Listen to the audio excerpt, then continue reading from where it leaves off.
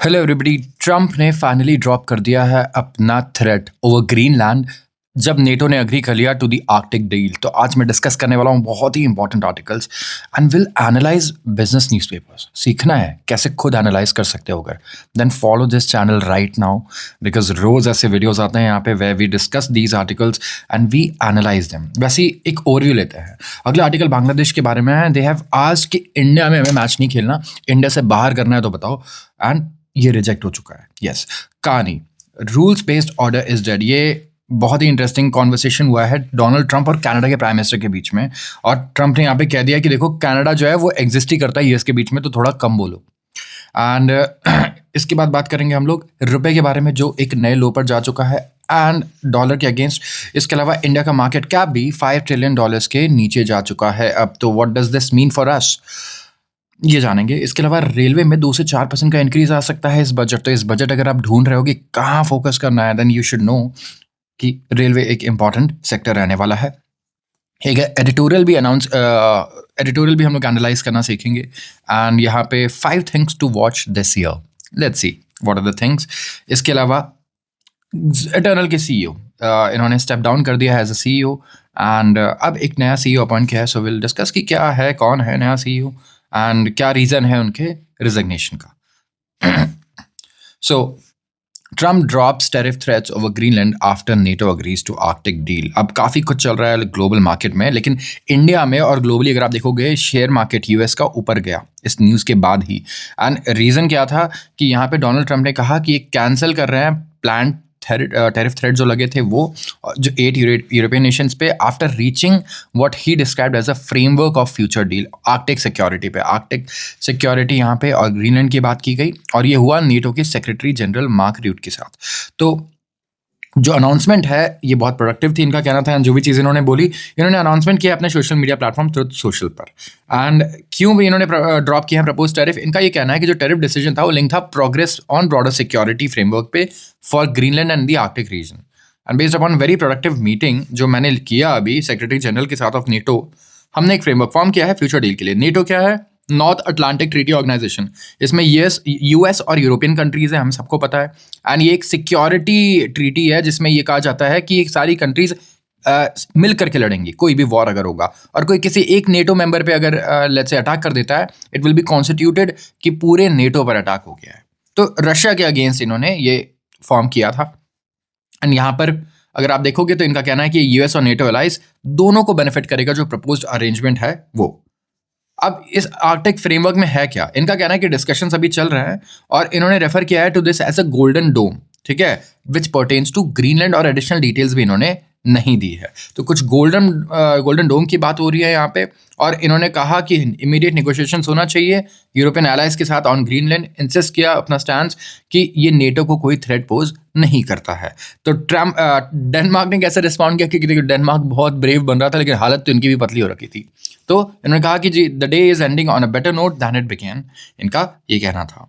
And इसके against मैं बता दूं कि अभी ट्रम्प ने अनाउंस किया था कि वो 10% टैरिफ 1 फरवरी से लगा रहे हैं सारी यूरोपियन यूनियन पे की कंट्रीज पे एंड 25% टैरिफ लग जाएगा 1 जून से अगर ग्रीनलैंड वाली चीज़ जो बात है ये सेटल नहीं होती तो।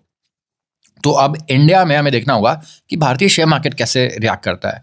कल तक हर एक आर्टिकल कह रहा था कि क्योंकि ग्रीनलैंड वाला इशू है इसकी वजह से भारतीय शेयर मार्केट नीचे जा रहा है। सारे एनालिस्ट ने बोल दिया अब जब ग्रीनलैंड वाला इशू सॉल्व हो गया तब तो मार्केट ऊपर जाना चाहिए। तो क्या वो जा रहा है ऊपर, ये भी देखना होगा, क्योंकि कई बार मार्केट गिरता है तो कोई भी रीजन चिपका देता है, पहले से 10 रीजन ऊपर जाने के लिए रेडी है, नीचे गया तब भी 10 रीजन रेडी है। ये हमने अक्सर देखा है हमेशा। अब बात करूंगा अगले आर्टिकल की और यह है कहानी rules based order is dead, जिसमें मैं भी बिलीव करता हूं कि अब ग्लोबली ना कोई रूल बेस्ड ऑर्डर नहीं है। रूल पे कुछ नहीं डिपेंड करता है, सब मूड पे डिपेंड करता है। मूड बेस्ड ऑर्डर है। तो कैनेडियन प्राइम मिनिस्टर ने कहा अपने एड्रेस में और कहा कि जो वर्ल्ड के जो मिडिल पावर्स हैं दे मस्ट बैंड टुगेदर और रेजिस्ट करना चाहिए उन्हें coercion from aggressive superpowers. Recent events आए हैं जिनमें ये कहा गया कि जो रूल बेस्ड इंटरनेशनल ऑर्डर है वो डेड है। अब कोई रूल बेस्ड ऑर्डर नहीं है कि ये रूल है जो सब फॉलो करेंगे। एंड कनाडा और अदर कंट्रीज के पास सबको चॉइस नहीं है but to create new alliances to oppose pressure tactics and intimidation by world greatest power. और यहाँ पे बात हो रही है कंप्लीटली यूएस की कि जो डराने धमकाने की टैक्टिक्स यूज कर रहे हैं ना सुपर पावर्स, उसे अपोज करने के लिए हमें एक नया अलायंस बनाना चाहिए मिडिल पावर्स को। और यहाँ पे इन्होंने ट्रम्प का नाम नहीं लिया, बट इन्होंने क्लियरली इनडायरेक्टली मेंशन कर दिया। इन्होंने ये भी कहा कि ये ग्रीनलैंड के साथ खड़े हैं अगर टेंशन राइज होती है in Arctic over Trump's repeated statements, and जो सेमी ऑटोनमस आइलैंड है in Denmark, it will have a unique right to determine Greenland's future. जो प्राइम मिनिस्टर थे उन्होंने कहा कि ऐसे अलायंसेस लास्ट कर सकते हैं, can be the last line of defence in the era जहां पे डोमिनेंट स्टेट्स अपने इकोनॉमिक और मिलिट्री पावर को यूज कर रहे हैं अपनी मर्जी से, मन मर्जी कोई भी डिसीजन लेने के लिए। तो ये एक बहुत इंपॉर्टेंट बात इन्होंने बोली है, और ये कनाडा से आ रही है जो यूएस का पड़ोसी है and one of the biggest allies है यूएस का। तो इन्होंने कहा है कि इस वक्त कनाडा जो है वो वर्क कर रहा है पार्टनर्स के साथ in North Atlantic Treaty Organization NATO to secure alliance northern and western flanks. NATO's joint defence clause is unwavering, इनका ये कहना है।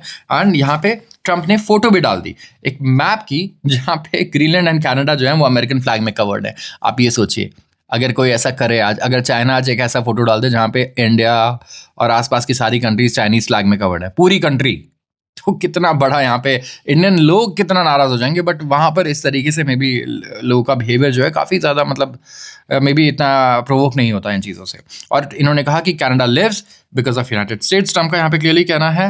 And remember that mark the next time you make your statements. Canada के prime minister को इन्होंने खुले बिल्कुल छूटते के साथ धमकी दे दी है। अब बांग्लादेश की बात करते हैं, काफ़ी चर्चा में रहता है आजकल बांग्लादेश, और इंडिया से काफ़ी रिलेशन अभी खराब चल रहे हैं।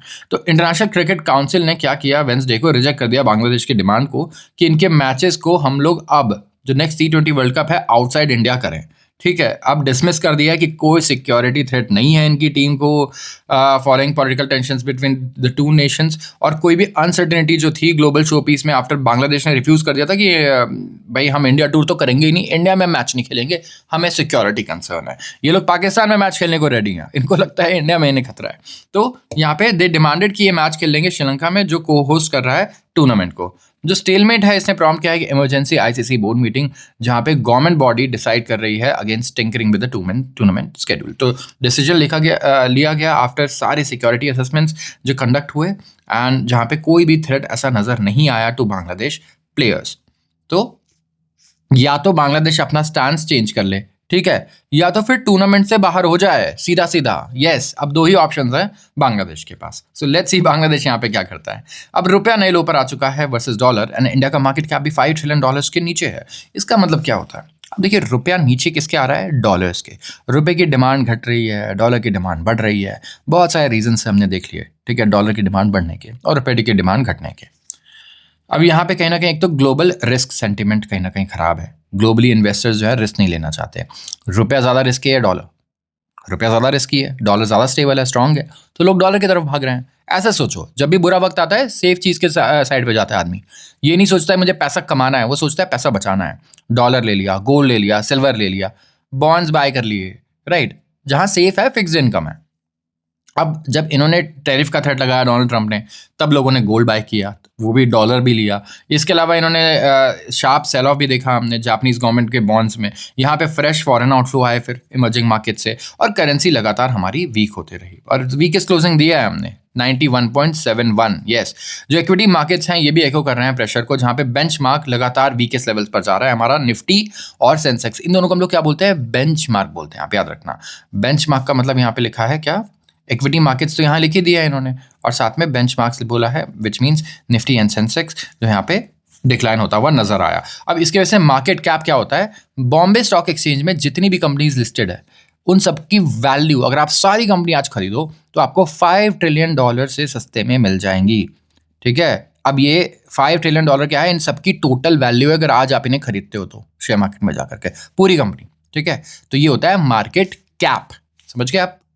अब यहाँ पे इन्होंने क्या बोला है कि यहाँ पे $5 ट्रिलियन, अब मैं बता दूं कि एनवीडिया की वैल्यू है, जितना पूरे बॉम्बे स्टॉक एक्सचेंज के सारे शेयर्स की यहाँ पे वैल्यू है, मार्केट कैप है, उतना यूएस में एक अकेले एक कंपनी एनवीडिया लेकर के बैठी हुई है। इतना बड़ा गैप है, आप ये देखो। अब बीएसई का डेटा यहाँ पे आपको ये बता रहा है। देखिए यही सब चीज़ें करेंसी मार्केट्स में जो रुपये का स्लाइड था वो आया है इम्पोर्टर डॉलर डिमांड की वजह से, क्योंकि इंडिया में जो लोग इंपोर्ट करते हैं उन्हें पेमेंट डॉलर में करनी पड़ती है, तो अब डॉलर बाई कर रहे हैं, डिमांड बढ़ा रहे हैं, तो ये एक बहुत बड़ा रीज़न है। और जो भारतीय शेयर मार्केट से सेलिंग आ रही है वो भी एक दूसरा बड़ा रीज़न है।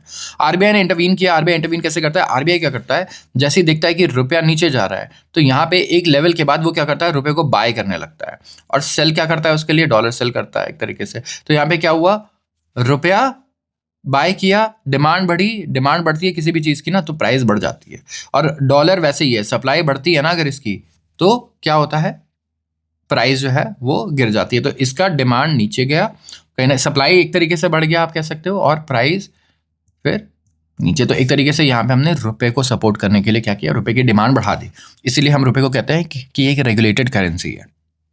अब यहाँ पे अगर आप देखोगे तो इंडिया में जो हमें नज़र आ रहा है जो मूव आया रुपये में, ये डिमांड से ड्रिवन है। रुपये का इस टाइम पे डॉलर का डिमांड बहुत ज़्यादा है, एंड कहीं ना कहीं अगर आप देखोगे तो dollar demand till month and हम मान के चलेंगे कि रहेगा, और रुपया लगातार अभी और गिर सकता है। यस, एंड रुपया एक्सपेक्टेड है कि 92 का लेवल बहुत ही जल्दी टच कर देगा। यस, ठीक है। तो ये you have to be very cautious यहाँ पे कि रुपया जिस हिसाब से डिप्रिशिएट हो रहा है। अब बात करते हैं रेलवेज की। रेलवेज जो है लाइकली ये 2 से 4% इंक्रीज देख सकता है FY27 में, एंड आउटले जो है यहाँ पे 2.7 ट्रिलियन रुपये का हमें आउटले भी देखने को मिल सकता है। सो इस बजट पता नहीं क्या होने वाला है, बहुत सारे लोग एक्सपेक्ट कर रहे हैं कहाँ पे इन्फ्लो आएगा, कहाँ पे नहीं आएगा, कहाँ पे इन्वेस्टमेंट होगा। बट रेलवे एक ऐसा सेक्टर है जहाँ पे 2 से 4% की ग्रोथ ऑलरेडी एक्सपेक्टेड है। यूनियन बजट एलोकेट कर सकता है 2.7 to 2.75 ट्रिलियन रुपये, ठीक है, रेलवे मिनिस्ट्री को, एंड ये 2 से 4% का एक हाइक होगा इनके बजट में। मिनिमम रिक्वायरमेंट ही 2.5 ट्रिलियन रुपये है, ठीक है, कैपिटल एक्सपेंडिचर हर साल, और ये हाईएस्ट लेवल है। गवर्नमेंट रेलवेज पे बहुत ज़्यादा खर्च कर रही है। गवर्नमेंट चाहती है कि रेलवे एक तो पब्लिक ट्रांसपोर्ट के लिए भी बहुत बढ़िया हो जाए, मतलब हम फास्ट ट्रेन लेकर आएँ, बेटर ट्रेन लेकर के आएँ। साथ ही हम चाहते हैं कि हमारे पूरे कॉरिडोर्स बन जाए जहाँ पे हम सामान को, फ्रेट को भी इधर से उधर लेकर के जा सके, क्योंकि रेलवे का जो ट्रांसपोर्ट है वो भी कॉस्ट कम ही होता है। कंपनीज का भी इससे काफ़ी फायदा होगा, इकोनॉमी का काफ़ी बेनिफिट होगा। अब यहाँ पे ओवरऑल अगर आप देखोगे तो सजेशंस दिए गए हैं ऑफकोर्स रेलवे की तरफ से, तो यहाँ पे इंक्रीमेंटलिज्म जो है वो वर्क नहीं करेगा, इनका ये कहना है। And for those who not improve will lose out, ये कहना है अश्विनी वैष्णव का, जो कौन है इस टाइम पे रेलवे के मिनिस्टर हैं। अब यहाँ पे बहुत सारे इंफ्रास्ट्रक्चर मॉडर्नाइजेशन चल रहा है हमारे रेलवे में, जैसे कि including rolling stock updates, station redevelopments चल रहे हैं, काफ़ी सारे स्टेशन जो हैं वो रीडेवलप हुए हैं। इसके अलावा कैपेसिटी भी हम बढ़ा रहे हैं, ठीक है, कवच 4.0 लगा रहे हैं, advance signalling across the network, ये सारी चीज़ें यहाँ पे चल रही है। और रेलवे ने अवॉइड किया है कॉमर्शियल बोरिंग मार्केट से पैसा उठाना ऑपरेशनल पर्पज के लिए, एंड चाहते हैं कि गवर्नमेंट फोकस डेट मैनेजमेंट यहाँ पे हो। तो केपेक्स जो है, केपेक्स का मतलब होता है कैपिटल एक्सपेंडिचर, वो रेलवे को बहुत ज़्यादा करना है। अगर हमें हाई स्पीड रेल नेटवर्क बनाना है, स्टेशंस को रीडेवलप करना है, फ्रेट के लिए कॉरिडोर्स बनाने हैं, बेटर फैसिलिटीज़ देनी है, ताकि अगर कोई बाहर से भी आता है ना, विदेश से आता है और वो इंडियन रेलवेज यूज़ करता है, तो कहीं ना कहीं वो एक स्टीरियोटाइप लेकर के ना जाए, यहाँ से एक अच्छा इंप्रेशन लेके जाए। Railways are very important, public transport अच्छा होना बहुत ज़रूरी है। और सबसे पहली बात, अगर लोग मेट्रो वगैरह भी बनता है इंडिया में, लोग कम्यूट करते हैं मेट्रो से, तो कहीं ना कहीं पोल्यूशन बहुत कम होगा। और जितना ट्रैफिक है सड़क पर, मैं तो मेट्रो ही प्रेफर करूँगा अगर मेरी सिटी में मेट्रो हो तो। अब बात करेंगे एडिटोरियल आर्टिकल की। बहुत सारे लोगों को एडिटोरियल्स बहुत पसंद है, एंड इसलिए मैं कभी भी भूलता नहीं हूँ कि एक ना एक एडिटोरियल एटलीस्ट मैं कवर करूँ इसमें। अब यहाँ पे बात कर रहे हैं 5 थिंग्स की, 5 चीज़ों की जिसमें इंडिया को ना ज़रूर वॉच करना चाहिए, नज़र रखनी चाहिए। और ये कोई प्रोडक्शन पीस नहीं है, ये डिस्कस कर रहा है टॉप 5 इशूज़ क्या है जो डोमिनेट करेंगे इस साल हमारे डिस्कोर्स को। ये सबसे ज़्यादा चर्चा में रहने वाला है, ठीक है। सबसे पहले आ जाते हैं ट्रेडिंग टाइज पे। ट्रेडिंग टाइज मतलब हमारे रिश्ते when it comes to trading, और इंडिया और यूरोपियन यूनियन ये फाइनलाइज कर सकते हैं अपना फ्री ट्रेड एग्रीमेंट FTA, ध्यान रखना आप इसका।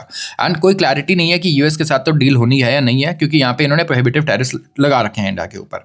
अब यूएस और इंडिया एक दूसरे के यूएस इंडिया का लार्जेस्ट ट्रेडिंग पार्टनर है, और अग्रीमेंट में डिले हो रहा है तो इंडियन इकोनॉमी को काफ़ी नुकसान भी हो रहा है इससे। फॉरेन सेलिंग आ रही है स्टॉक मार्केट में, इसके अलावा रुपया लगातार कमज़ोर हो रहा है। तो कहीं ना कहीं यहाँ पे ओवरऑल अगर आप देखोगे तो हमारे टैरिफ्स को हमें काफ़ी घटाना पड़ेगा लगता है यूएस से डील करने के लिए, बट इट्स वेरी इंपॉर्टेंट कि हम ये करें। तो इसका जब तक कि यूएस के साथ डील साइन नहीं हो रही है, हम लोग यूरोप के साथ डील साइन कर सकते हैं, यूके के साथ कर सकते हैं, ऑस्ट्रेलिया के साथ कर सकते हैं। बहुत सारी कंट्रीज़ हैं जिनके साथ नहीं हुआ है अगर हमारा FTA, हम वहाँ से अपने ट्रेड को बूस्ट कर सकते हैं। और वो भी ये करना चाहते हैं क्योंकि उनका ट्रेड डील भी साइन नहीं हो पा रहा है यूएस के साथ, यूएस किसी के साथ ट्रेड डील साइन नहीं कर रहा और टैरिफ की धमकी दे रहा है। तो कहीं ना कहीं इंडिया जो है it is open to signing big FTAs including with the European Union. अब बात करते हैं फिस्कल फोकस की। अब यहाँ पे फिस्कल फोकस क्या होता है?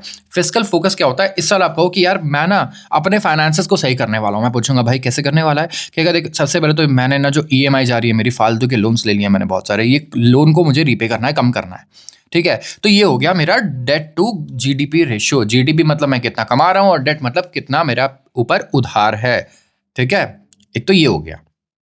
दूसरा एक हो गया मेरा फिस्कल डेफिसिट, मतलब मैं कहूँगा मेरा खर्चा जो है वो 102% है मान लो मेरे इनकम का, मतलब कि 10,000 अगर मैं कमा रहा हूँ तो 12,000 का या 120% का अगर है तो 12,000 का खर्चा है, राइट। तो सबसे पहले इसको कैसे कम किया जाए। और दूसरा इसी में इंटरेस्ट पेमेंट्स भी है, ईएमआई चली जा रही है लेट्स से 6,000 की, तो ईएमआई डेट रीपे होगा तो वैसे ही यहाँ पे क्या फ़ायदा हो जाएगा मुझे कि मेरा फिस्कल डेफिसिट भी सही हो जाएगा। तो इंडियन गवर्नमेंट को यहाँ पे 2 चीज़ों पे फोकस करना है इस बार। तो हमारा जो जनरल गवर्नमेंट डेट है वो यहाँ पे 80% है जीडीपी का, जो कि हाई है, तो हमें इसे मैनेजेबल लेवल पे लेकर के आना है।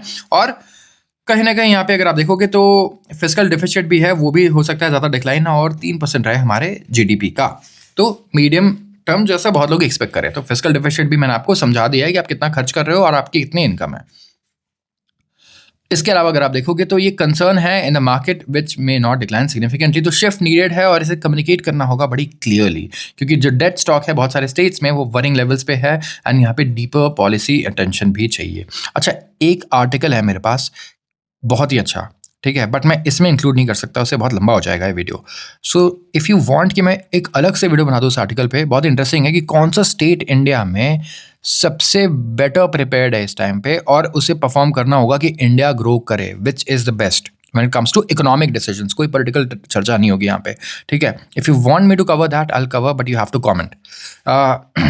तो जो इंप्रूविंग इंडिकेटर्स है इस पे नज़र रखनी है। अब इंडिकेटर्स क्या होते हैं, ये इंडिकेट करते हैं कि जो हमारा लेट्स से भारतीय बाजार में अगर आप काम करते हो ना, तो बहुत सारे लोग इंडिकेटर वर्ड यूज़ करते हैं कि भाई ये इंडिकेट कर रहा है कि ये स्टॉक बढ़ने वाला है, ये इंडेक्स बढ़ने वाला है, घटने वाला है, क्या होने वाला है। तो इंडिकेटर क्या हुआ, जो आगे के बारे में मुझे कुछ बता रहा है, एस्टिमेट।